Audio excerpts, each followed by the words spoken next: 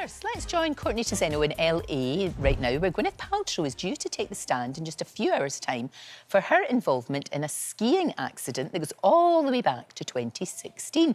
Now, the court case started yesterday, Courtney. It was dramatic, and there is some, I just wonder, how did we get here? How did we actually get to this coming to court?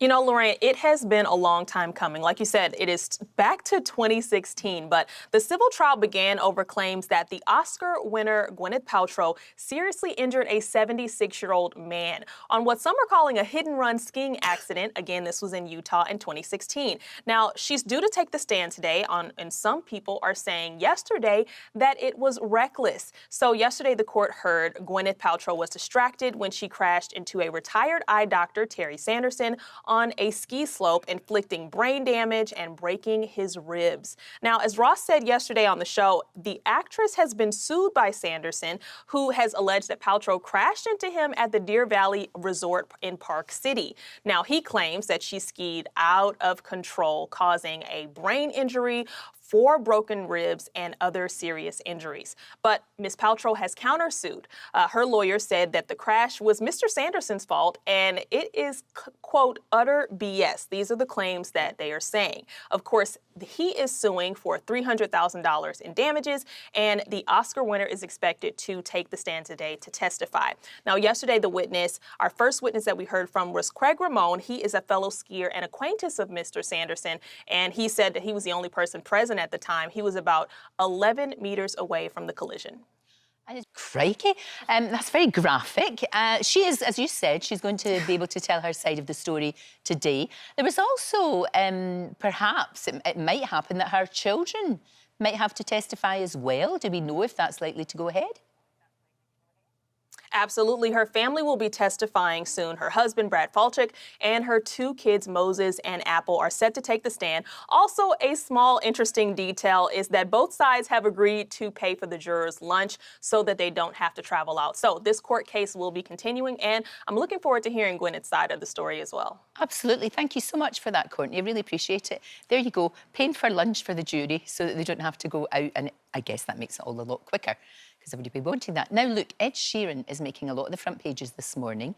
He made some very personal revelations, more than we have ever heard before, I think. Entertainment editor Lucy Cave is here. Lucy, this is all about this documentary that we've talked about, but he has been incredibly open and honest, hasn't he? Yeah, so you heard yesterday about his documentary. He was talking about his stammer, his wife's ongoing health battles, and today he's come out and said that he was taking drugs twice a day, which is a massive statement, a massive revelation. Huge, yeah. He said he's completely cut anything like that now. Good. And that was following the death of his best friend Jamal Edwards last year, in February last year, which had a massive effect on him. Ed has been really open and talked about how he got into drugs and he started dabbling and then turned into a bit of a party boy, and it obviously got all out of control.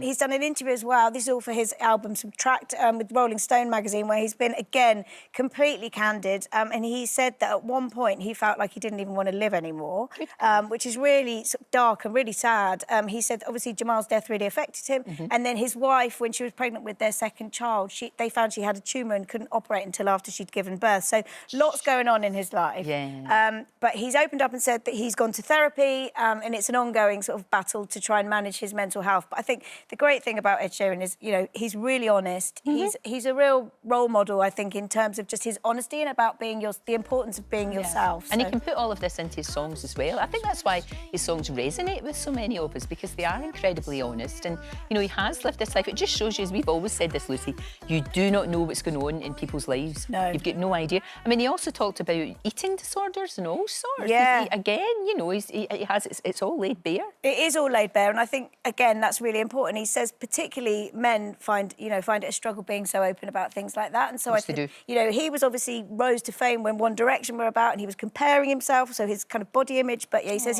he's not a binge eater anymore. He's a binge exerciser, so he's got a lot more healthy. Good man. No, I'm so fond of him. He's a lovely, lovely chap. And like I say, you don't know what's going on in people's lives. Now, look, they do say, don't they, Lucy, politics is showbiz for ugly people, which is cruel, but there's a certain grain of truth in it. I suppose. And Boris Johnson later on this afternoon. It is like a reality show. Sadly. Oh, it is. Yes. Sadly. So different kind of TV. You know, Americans have got Gwyneth on live stream. We're going to have Boris this afternoon. Indeed. So 2 o'clock this afternoon, he is going to be grilled by his fellow MPs.